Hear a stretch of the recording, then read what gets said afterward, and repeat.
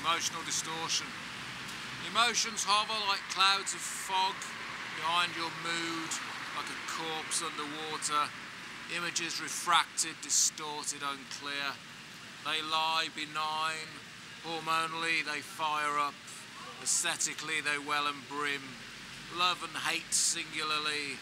Alternately the storm brews. Sometimes it rains black clouds. Start writing. Poetry's quite an easy way to start writing, isn't it? Because you only have to do a little bit at a time. We stole time. We didn't steal it off anybody else. Nobody missed a day and a half. We just stole it for ourselves. So I used to read a lot as a kid. So I had an interest in writing, so I just started doing a bit. What sort of things did you read as a kid? Sorry? What sort of things were you reading as a kid? Put me on the spot there. But, well, it's European stuff, a bit of Hemingway. Yeah, quite a lot of European stuff. Like? Andre Gide. Also American literature. It's Catcher in the Rye, stuff like that. To Kill a Mockingbird, I came to that book quite late, but that's a great book. Sweet like. She was sweet like a nut. She was sweet like a jalapeno pepper. She was sweet like perfume. She was sweet like the first rays of sunshine, like the last rays of sunset. She was sweet like a fond, secret, treasured memory. She was sweet like a woman that I loved.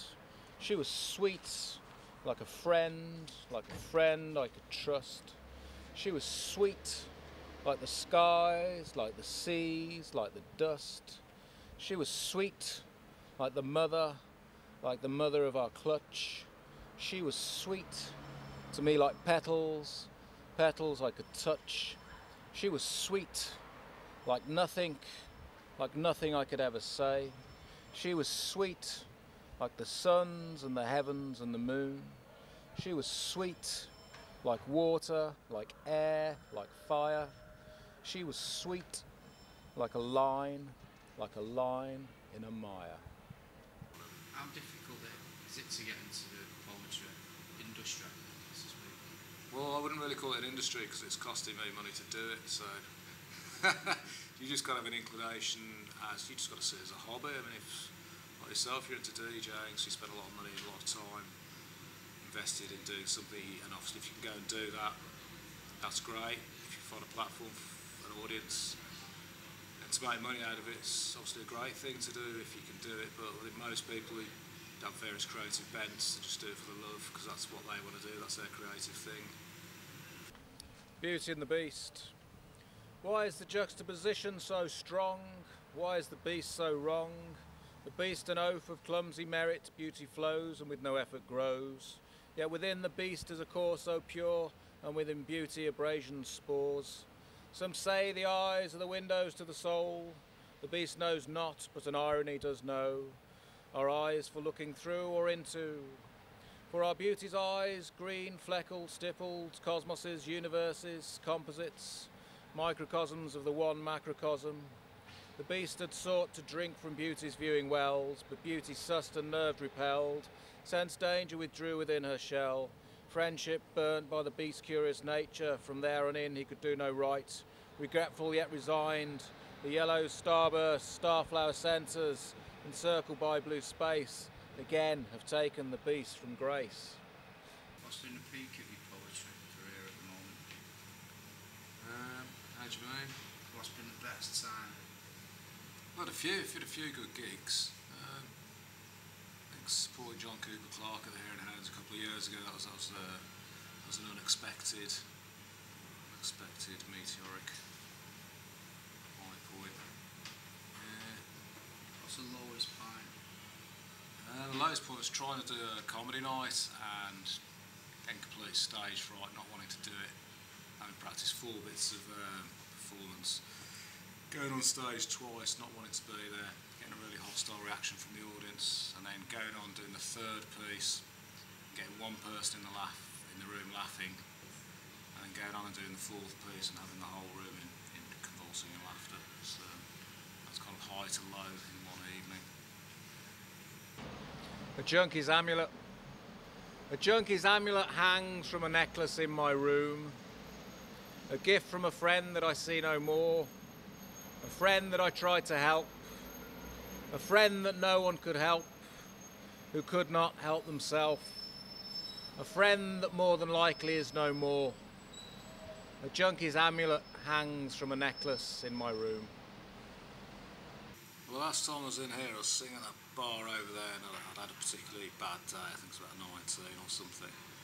And me and my friend had enough money for about a pint and a half each of bitter, and we bought some cigarettes off the barmaid. And David Bowen, his manager, and somebody else walked in.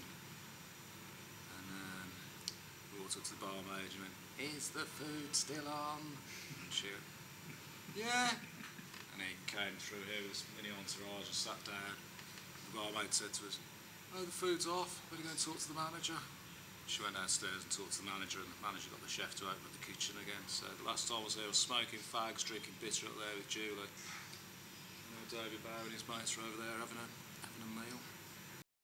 I have fallen back in love with you, though when a twain was mainly blue. A workable relationship was never on the horizon. It reminded me of the adventure Poseidon. Sinking ships, your rising hips. Our brooding moods, our submersed hidden currents.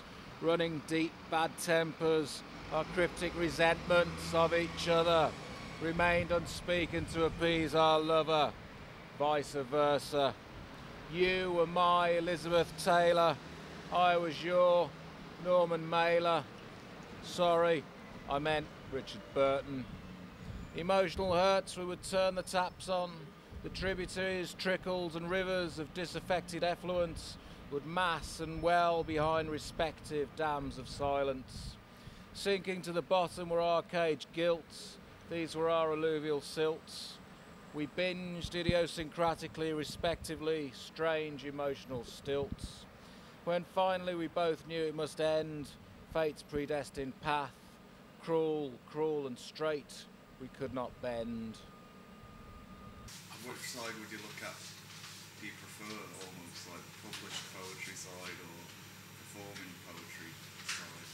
Well, at the moment I'm kind of on the performance poetry scene, so that's just what I'm exposed to. I don't really read that much. Yeah, well, I really like seeing people perform poetry. I don't read much poetry. I've got a book of poetry on the go at the moment, but I don't really read much. I used to read a lot, but I listen to the radio a lot. So again, I suppose I listen to Radio 4 a lot, so you get a lot of literature read to you or recited to you over the radio. So I really like performance poetry, just experiencing it.